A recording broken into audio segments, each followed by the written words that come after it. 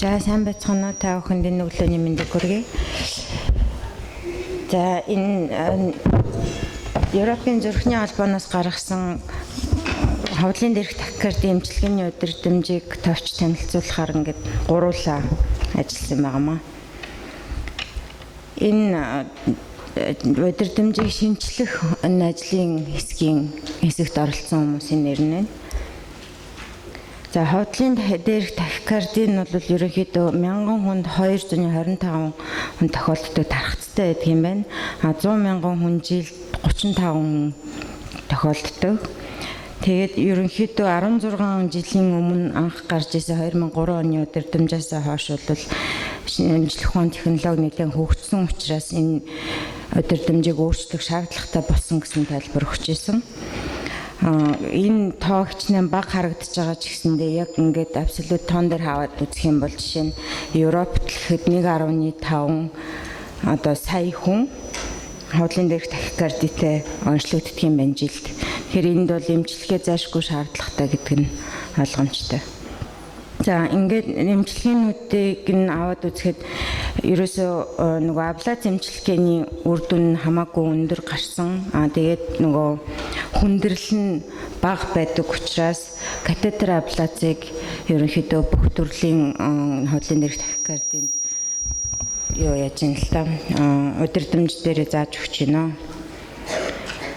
Тэгээд эхнийх нь онц тогтооггүй цочмог нарийн бүрдэлтэй нарийн QRS-тэй тахикардын одоо үед авах арга хэмжээ байна. Энэ дээр бол гемодинамик хэрвээ тогтворгүй болвол шууд одоо синхрон кардиоверсийг шаардлагатай гэж байсан. Хэрвээ гемодинамик харьцангуй тогтвортой та бүхэнд хугацаа байгаа бол вагус иллэг болон аденозиныг эхнийг нэнд зөвлөсөн байна. Верапамил нөгөө кальциум channel blocker болон бета блокаторыг аль алиныг нь зөвлөсөн боловч бета блокатор нь илүү аюулгүй гэсэн үднээс энэ юунд зөвлөх нь зөвлөсөн юм байлээ. Тэгээ энэ хажууд нь бол 2003 оны удирдамжнаас гарсан өөрчлөлтүүд нь харагдаж байна. Амидарон болон дигоксиныг энэ нарийн бүрдэлтэй QRS тахикардын үед зөвлөмжөнд ороогүй байна энэ жилийнхт нь. За хэрэг онцон тогтоогдоогүй тэгээд цочмог өргөн бүрдэлтэй тахикардын эмчилгээнд болохоор мөн л гемодинамик тогтвортойгүйгээс шалтгаалаад вагус мэдрэлийн маневрын эсвэл одоо нөгөө синхрон кардиоверсийн вагусаар хэрвээ гемодинамик харьцангуй тогтвортой байгаа тэгээ вагус мэдрэлийн маневр хийсний дараач үр дүнгүй байх юм бол аденозиныг одоо туслаар судсан дэхийг зөвлөж байна. Гэхдээ энэ дээр 50 үеийн EKG дээр нөгөө дельта шүд байхгүй тохиолдолд гэж зөвлөж байгаамаа. Прокаинамидыг амидароноос илүү түлхүү зөвлөж байгаа. Амидарон бол хамгийн сүүлд нь орж байгаад энэ улбар шар өнгөтэйгээр нөгөө 2-ын B ангид орж байна. Синусийн тахикардын эмчилгээний үед бол ерөнхийдөө хамгийн дөрвөлээд эмчлэгдэх гол шалтгаан нь юу вэ? Цус багталттай юм уу, стресс үү? Тэр шалтгаануудыг нь олж эмчилгээг хамгийн түрүүнд зөвлөсөн байгаа. Үнэхээр энэ шалтгаангүй тэр нь үр дүнгүй болох юм бол бета блокатор болон ивабрадиныг төлхөө хэрэглэхийг зөвлөсөн. Хэрвээ зовир ихтэй тэгээд байнга давтагддаг эсвэл синусийн занглааны эргэх сэрэлттэй байх юм бол одоо эмийн эмчилгээ шаардлагатай. Бусад тохиолдолд одоо бета блокатор болон ивабрадиныг илүү зөвлөж байна. Катетер аблацыг синусийн тахикардын эмчилгээний үед ерөнхийдөө хамгийн сүүлийн сонголт болгож зөвлөж байгаа. Яагаад гэхээр үүнтэй холбоотойгоор бас EV занглааны одоо 20 гарах эрсдлээс сэргийлсэн байна. Нөгөө байрлалын шалтгаанд ортостатик тахикардын синдром гэж байгаа POATS гэдэг нөгөө postural orthostatic tachycardia гэдэг. Энд бол 2003 оны удирдамжин дээр тэр доор бичигдсэн одоо өндөр налууд унтах даралттай амьс өмсгөх мэтлэг энэ болгоныг зөвлөж байсан юм бэлээ. Харин энэ жилийн удирдамжид нь давс болон шингэний хэрэглээг нэмэгдүүлэх л гэсэн зүйл орсон байна. За тосгуурын голомтод фокал атрал тахикарди гэж байгаа. Тосгуурын голомтод тахикарди үед хэрэг гемодинамик нь тогтвортой болвол аденозиныг хэрэглэнэ. Тогтворгүй байх юм бол синхрон кардиоверс инээл гэсэн юм юутай. Аденозин хэрэглээд хэрэг үр дүнгүй байх юм бол кальцийн сүүгийн хориглогч юм уу бета блокатор хэрэглэхээр тусгасан байгаа. Энэ дээр бол түрүүчийн 3 оны удирдамжин дээр флеканид, пропафенон гэсэн эмнүүд тусгагдсан байсан боловч эднэрийн нөгөө проаритми өөрснөө хэм алдагдлыг үүсгэх нөгөө гаж нөлөөнөөс нь болоод эднэрийн хэрэглээг нь татсан байна. За архаг одоо голомтод тосгуурын тахикардийн одоо байнгын эмчилгээг нь харах юм бол байнгын тосгуурын тахикардитай эсвэл байн дахин давтагддаг тахикарди байх юм бол ерөнхийдөө катетер аблацийг зөвлөж байгаа. Хэрвээ тэр нь давтамж нь хол болвол эмийн эмчилгээ шаардлагатай. Энэ дээр бол бета блокатор, верапамил, дилтизиам, пропафенон, флеканид гэсэн 2 AC бүлэгт энэ эмнүүдийг хамруулсан байна. Амедароныг ер нь хамгийн сүүлд нь хэрэглэхийг зөвлөж байгаа. Тогтвортой тосгуурын жижиргээ буюу нөгөө макро эргэх тахикарди, атрал флаттер гэдэг байгаа тийм ээ.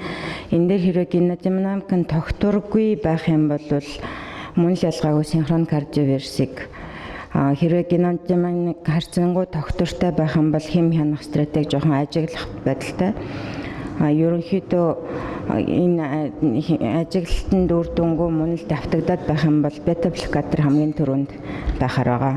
Цахилгаан кардиоверсийг энэ тохиолдолд хамгийн одоо сүүлд нөгөө пейсмейкер юм уу пейсинг хийхийг бол нэлээд сүүлд нь зөвлөж байгаа. Ягаад тэгэхээр инвазив үйл ажиллагаа учраас нан авч болох бүх арга хэмжээг авсны дараа. За сайн бацхан бүгдээрэнд нь энэ өдрийн мэндийг хүргэе.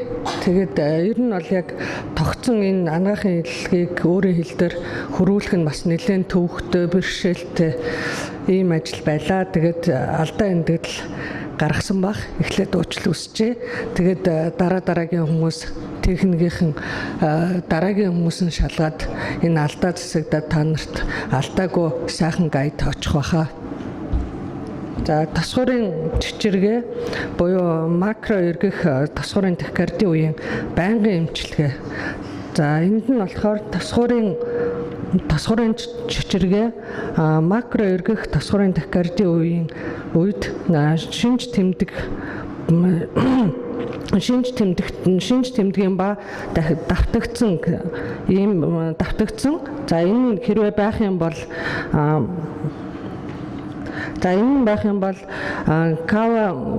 кава трикосмос исмусийн гаралтай тосгуурын жижиргэнд байх юм бол катетер абляц. Хэрвээ кава трикосмос гаралтай тосгуурын жижиргээ байхгүй бол туршлагатай төвд катетер абляц хийхээр хийн. За шинж тэмдгийн ба давтагдсан шинж байхгүй бол эмийн эмчилгээ шаардлагатай. Эмийн эмчилгээ шаардлагатай тохиолдолд бета блокатор эсвэл дилтизимик эсвэл верапамилийг авдаг. Энэ хоёрын агийн C бүлэгт орно. За хэрвээ эмийн эмчилгээ шаардлагагүй гэж үзэх юм бол катетер абляц. Тэгээд энэ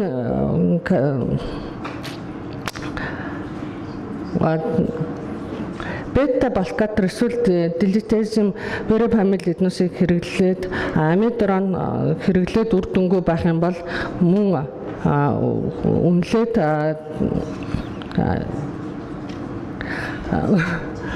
үнэлээд кава трикосмос исийн гаралтай тосгуурын жижиргээ байгаа үгүйг үнэлээд цаашаа явна.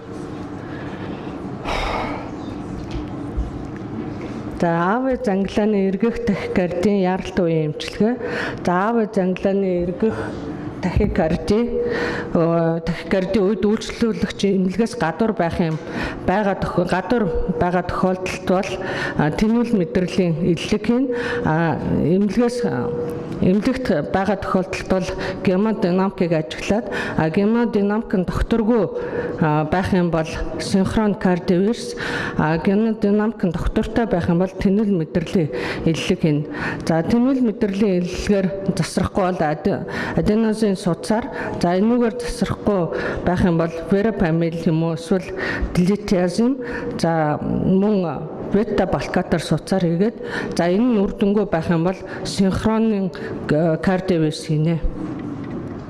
За энэ 2003 оны удирдамжинд гарсан өөрчлөлтүүдээс бол амидарон, саталол, плеканид, пропионын зэргийг 2019 оны удирдамжинд зөвлөөгүй байна. За аавын занглааны эргэх тахикардийн байнгын эмчилгээ. За энд бол аавын занглааны эргэх тахикарди, за шинж тэмдгийн болон давтагдсан байх юм бол катетер абляц, хэрвээ байхгүй байх юм бол эмийн эмчилгээ. За эмийн эмчилгээ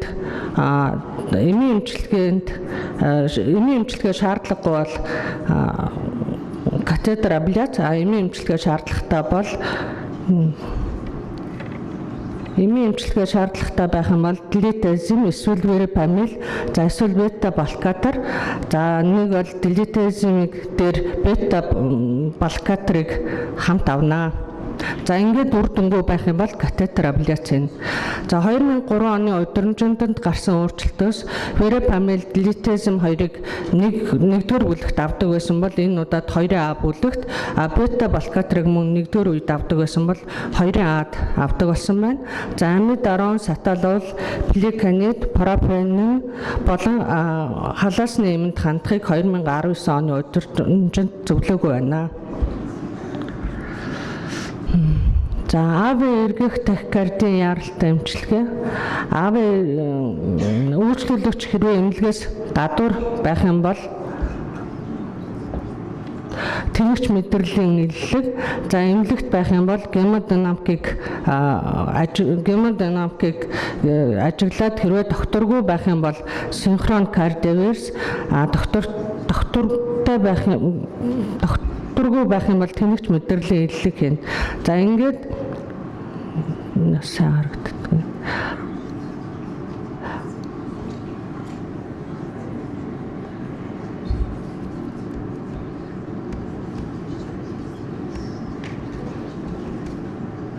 Уучлаарай. Аавын эргэх тахикардийн үед үйлчлүүлэгч эмнэлгээс гадуур байх юм бол тэнэгч мэдрэлийн илэлэг, за эмнэлгээс гадуур биш эмнэлэгт байх юм бол гемодинамикийг үнэлээд гемодинамик нь докторгүй байх юм бол синхрон кардиовирус, доктортой байх юм бол тэнэгч мэдрэлийн илэлэг хийх нь байна. За тэнэгч мэдрэлийн илэлгийг хийгээд хэрвээ энэ нь засрахгүй ортодинамик хэмнэлттэй хэм алдагдaltaй байх юм бол аденозин судсаар, за ортодинамик байхгүй байх юм бол ибутилил судсаар эсвэл пропион эсвэл плеканамид эсвэл синхрон кардиовирус хийх нь байна. За ингээд энэ нь үр дүнгүй тохиолдолд синхрон кардиовирус хийх нь байна. За аавын эргэх тахикардийн байнгын эмчилгээ. За энд болохоор аавын эргэх тахикардийн шинж тэмдгийн болон давтагдсан байх юм бол катетер абляц, за үгүй байх юм бол эмийн эмчилгээ шаардлагатай эсхийг шийдээд, за эмийн эмчилгээ шаардлагагүй гэж үзвэл катетер абляц, за эмийн эмчилгээ шаардлагатай бол ортодором аавын эргэх тахикардийн ажиглана. За энэ байхгүй байх юм бол пропион эсвэл плеканамидыг хийн. За байх юм бол diltiazem эсвэл verapamil, бета бета блокаторыг авна.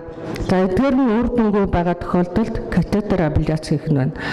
За 2003 онд пеликанамид пропанамид 2А бүлэгт авдаг байсан бол 2009 онд 2-ын 2019 оны гайдаар бол 2-ын Б бүлэгт, за бета блокаторыг 2-ын Б бүлэгт 2003 онд авдаг байсан бол 2019 оны гайдаар 2-ын А бүлэгт авах нь байна. За амидарон саталол болон халаас нэмэнд хандахыг 2019 оны удирдамжинд зөвлөөгүй байна. За урдд сэрсэн тосгорын жиргэнийн яралтай эмчилгээ. За урдд сэрсэн тосгорын жиргэнийн үед гемодинамикийг ажиглаж гемодинамик нь докторгүй байх юм бол синхрон кардиоверс, за доктортой байх юм бол эмийн эмчилгээ хийх нь эбутилидыг эсвэл проканамидыг судсаар, за пеликанамид эсвэл парапеныг судсаар авах нь. За энэ эмчилгээний үр дүнгүй тохиолдолд синхрон кардиоверс хийх нь байна. 2003 онд 3 оны гайдаар бол эмийн эмчилгээ зөвлөөгүй байна.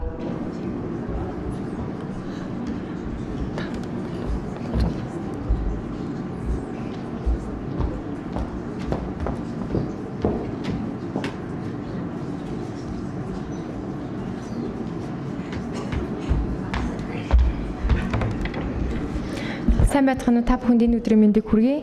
За ховлын дээрх тахикардийн менежментийн 3 дугаар хэсгийг та бүхэндээ танилцуулах гэж байна. Намайг Батчимэг гэдэг, би Мөнгөн гүрийн эмнэлгийн зүрх судасны их эмч. За жирэмсний үеийн ховлын дээрх тахикардийн эмчилгээний зөвлөмжөн дээр ховлын дээрх тахикарди тагсан, за зовиртой дахин жирэмслэгээр төлөвлөж байгаа эмэгтэйчүүдэд бол катетер абляц эмчилгээг бол зөвлөнө. За байнгын эмчилгээнд бол жирэмсний эхний триместрт бол бүх төрлийн хэм алдалтын эсрэг эмнүүдийг бол хэрэглэхийг бол татгалзаж байгаа. За катетер абляц эмчилгээ эмийн эмчилгээнд төсвөртэй ачаалтах чадвар муу ховлын дээрх тахикардид бол зөвлөж байгаа.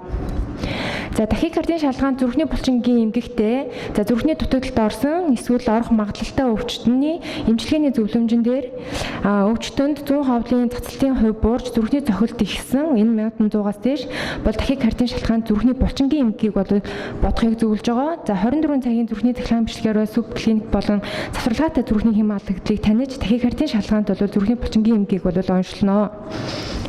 За тахикардийн шалгаан зүрхний булчингийн эмгэгийн ховлын дээрх тахикардийн үед бол катетер абляц эмчилгээгээ зөвлөнө. За ховлын дээрх тахикардийн үед катетер абляц эмчилгээ үр дүнгүй эсвэл хийх боломжгүй бол бета блокатор эмчилгээг бол зөвлөж байгаа. За хэрвээ тахикардийн шалгаан зүрхний булчингийн эмгэгийн үед ховлын дээрх тахикардийн эмийн эмчилгээ болон абляц эмчилгээнд үр дүнгүй бол бид нэр пейсингээ бол зөвлөнө. Энд дээр бивентрикулер пейсинг болон гисийн вакцин пейсингээ бол зөвлөнө.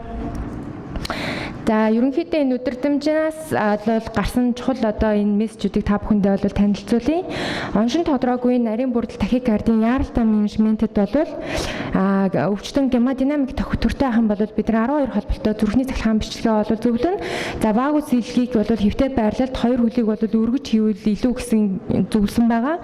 За вагус илэг үр дүнгүй бол аденосиныг бол судсаар бол зөвлөнө. Үүнд бол 6-аас 18 мг-ыг бол судсаар боловсрол хийнэ гэсэн байгаа. За оншин тодроогүй өргөн бүрдэлтэй тахикарди яаралтай менежментийн зөвлөгөөнд бол гемодинамик өвчтөн доктортой байх юм бол мөн 12 холболтой зүрхний цахилгаан бичлэгээ бол зөвлөнө. За үүний дараагаар бол вагус илгийг бол зөвлөнө гэсэн байна. За голомтод тосгорын тахикарди эмчилгээний зөвлөмжөнд бол байнгын эмчилгээнд бол тахикардийн шалтгаанд кардиомиопатиагаас үүдэлтэй дахилттай голомтод тосгорын тахикардийн үед бол катетер абляц эмчилгээг зөвлөнө. За макро эргэх тосгорын тахикардийн эмчилгээний зөвлөмжөн дээр бол тосгорын жиргэнэ чичрээтэй авсарсан үед бол антикоагулянт эмчилгээгээ бол бид зөвлөнө. За урт хугацааны эмчилгээнд бол зовиртой дахилттай каватрикуспит диспустэй холбоотой чичиргээнд бол катетер абляц эмчилгээгээ зөвлөнө. За тахикардийн шалтгаантай кардиомиопатийн үед бол зүүн ховлын системийн үйл ажиллагаа дарангуулагдаж доктортой чичиргээ үүссэн бол мөн катетер абляц эмчилгээгээ бол зөвлөхнэ.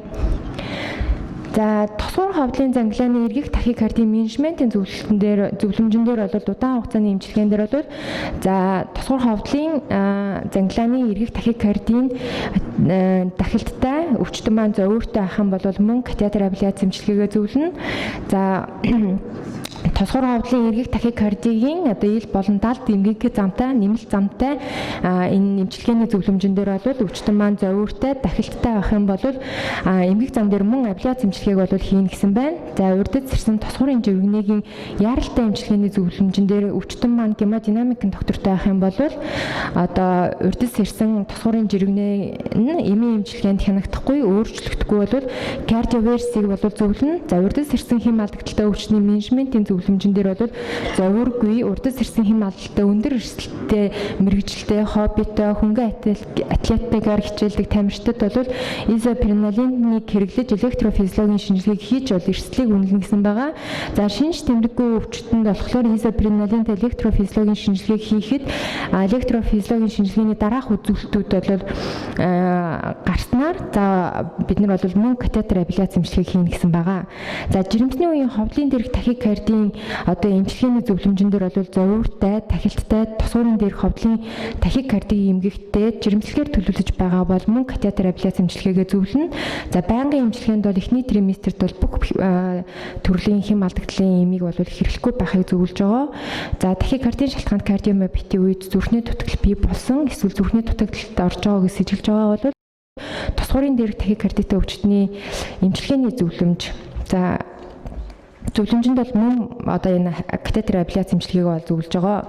За тахикардийн шалтгаанд кардиомиопатийн абляц болон эмийн эмчилгээнд хянахдахгүй бол тосгор ховдлын занглааны дээр бол абляц хийхин зэрэгцээгээр бол мөн пейсингээ бол зөвлөж байгаа.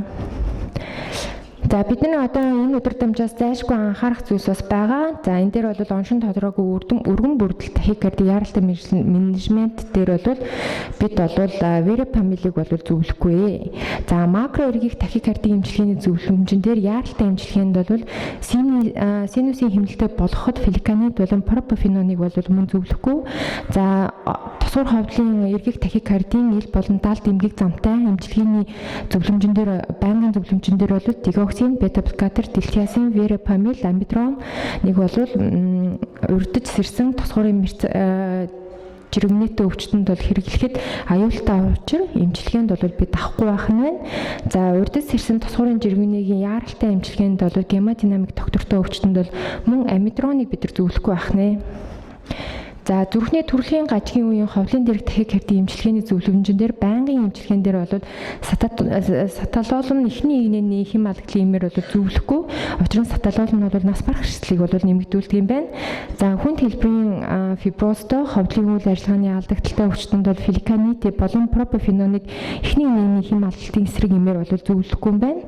За жирэмсний үеийн ховлын дээрх тахикардийн эмчилгээний зөвлөмжөн дээр байнгын зөвлөмжөн дээр бол бид нар амидроныг бол мөн бас зөвлөхгүй юм байна. Ингээ анхаарал тавьсан та бүхэнд баярлалаа.